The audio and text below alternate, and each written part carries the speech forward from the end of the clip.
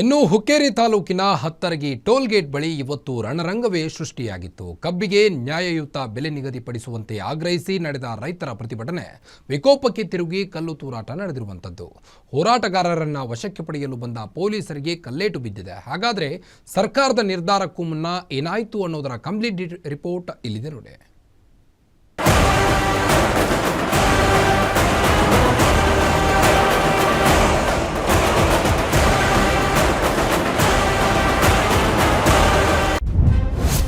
ಹತ್ತರಗಿ toll gate ಬಳಿ ಕಲ್ಲು ತೂರಾಟ, ಪೊಲೀಸರಿಗೂ ಗಾಯ, ವಾಹನಗಳ ಗಾಜು ಪುಡಿ ಪುಡಿ.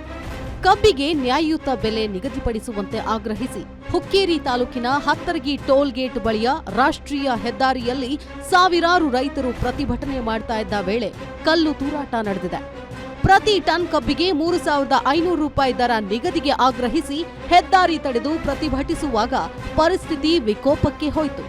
ಯಾವಾಗ ಪೊಲೀಸರು ಪ್ರತಿಭಟನಾಕಾರರನ್ನ ವಶಕ್ಕೆ ಪಡೆಯಲು ಮುಂದಾದ್ರೋ ಆಗ ಕೆಲವರು ಪೊಲೀಸರ ಮೇಲೆಯೇ ಕಲ್ಲು ತೂರಾಟ ನಡೆಸಿದ್ದಾರೆ.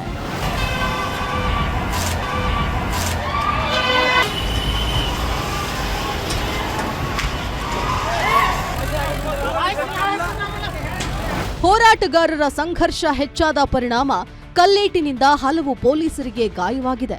ಸಾರಿಗೆ ಬಸ್, ಲಾರಿ ಸೇರಿ 5ಕ್ಕೂ ಅಧಿಕ ವಾಹನಗಳ ಗಾಜು ಪುಡಿ ಪುಡಿಯಾಗಿವೆ. ಆದ್ರೆ ಈ ಘಟನೆಗೆ ಪೊಲೀಸರೇ ಕಾರಣ ಅಂತ ರೈತರು ಆರೋಪಿಸಿದ್ದಾರೆ.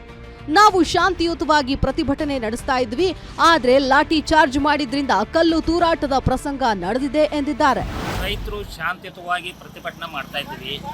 ರೈತರು ಯಾಕಂದ್ರೆ 10 ದಿವಸ ನಿರಂತರವಾಗಿ ಪ್ರತಿಭಟನೆ ಮಾಡುವುದರಿಂದ ನಾವು 10 ದಿನಾನೂ ಶಾಂತ ರೀತಿಯಾಗಿ ಮಾಡ್ತಾ ಇದ್ದೀವಿ. ಇವತ್ತು ಶಾಂತ ರೀತಿಯಾಗಿ ನಡೀತಾ ಇತ್ತು.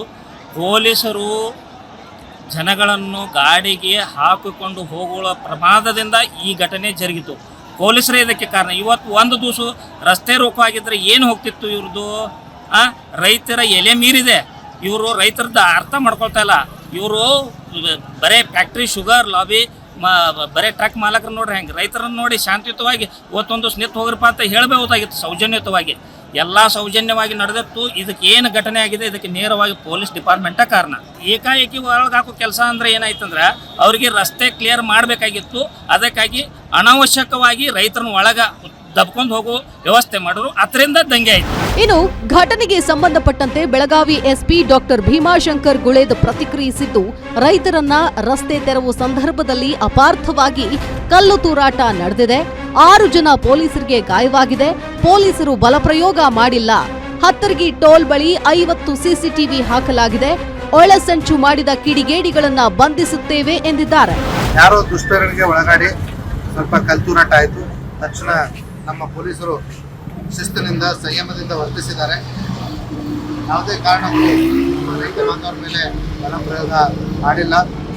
ಆ ಒಂದು ಆಜ್ಞೆಯನ್ನು ನಮ್ಮ ಪೊಲೀಸರು ಶಿಸ್ತಿನಿಂದ ಪಾಲನೆ ಮಾಡಿದ್ದಾರೆ.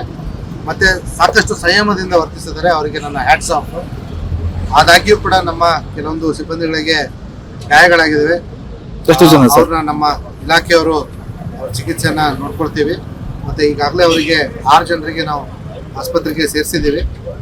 ಅದನ್ನು ಬಿಟ್ಟು ಬೇರೆ ನಮ್ಮ ವೆಹಿಕಲ್ಗಳು ಏನು ಡ್ಯಾಮೇಜ್ ಆಗಿದೆಯೋ ಅದನ್ನು ನಾವು ಅಸೆಸ್ ಮಾಡ್ತಾ ಇದ್ದೀವಿ. ನಾವು ನೋಡ್ತಾ ಇದ್ದೀರಿ, ಆಲ್ರೆಡಿ ಇಲ್ಲಿ ಸೇರ್ತಕ್ಕಂಥ ಜನರು ಇಲ್ಲಿಂದ ಡಿಸ್ಪರ್ಸ್ ಆಗಿದ್ದಾರೆ. ಮತ್ತು ಮುಂದೆ ಕೂಡ ಶಾಂತಿಯುತವಾಗಿ ಪ್ರತಿಭಟನೆ ಮಾಡ್ತೀವಿ ಅನ್ನೋದನ್ನು ಮೇಲ್ನೋಟಕ್ಕೆ ಅವರು ಒಪ್ಕೊಂಡು ಇಲ್ಲಿಂದ ಡಿಸ್ಪರ್ಸ್ ಆಗಿದ್ದಾರೆ. ಯಾವುದೇ ಕಾರಣಕ್ಕೂ ಯಾವುದೇ ದುಷ್ಕರ್ಮಿಗೆ ಒಳಗಾಗದೆ ಅವರು ಕಾನೂನನ್ನು ತಮ್ಮ ಕೈಗೆ ತೆಗೆದುಕೊಳ್ಬಾರ್ದು.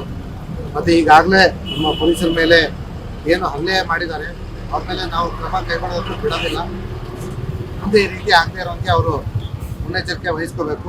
ಆಲ್ರೆಡಿ ನಾವು ಇಲ್ಲಿ ಸುಮಾರು 40-50 CC ಕ್ಯಾಮ್ರಾ ಹಾಕಿದ್ದೀವಿ. ಅವ್ರು ಯಾರು ಪಾಲ್ಗೊಂಡಿದ್ದಾರೆ ಈ ರೀತಿ ಕಲ್ತೂರಾಟದಲ್ಲಿ ಅವ್ರ ಮೇಲೆ ಕ್ರಮ ಅಂತೂ ಕೈಗೊಳ್ತೀವಿ.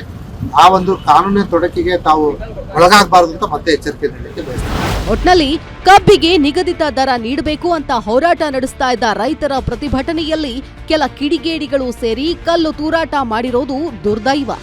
ಶಾಂತಿಗೆ ಹೆಸರಾಗಿರುವ ರೈತರು ತಮ್ಮ ಹಕ್ಕನ್ನ ಪಡೆದುಕೊಳ್ಳಲು ಶಾಂತ ರೀತಿಯಿಂದ ಹೋರಾಟ ಮಾಡಿ ತಮ್ಮ ಹಕ್ಕನ್ನ ಪಡೆದುಕೊಳ್ಳುವಂತಾಗಲಿ ಅನ್ನೋದೇ ನಮ್ಮ ಆಶಯ. ಬೆಳಗಾವಿಯಿಂದ ರಾಜೇಶ್ ಹುಗಾರ್, ಗ್ಯಾರಂಟಿ ನ್ಯೂಸ್.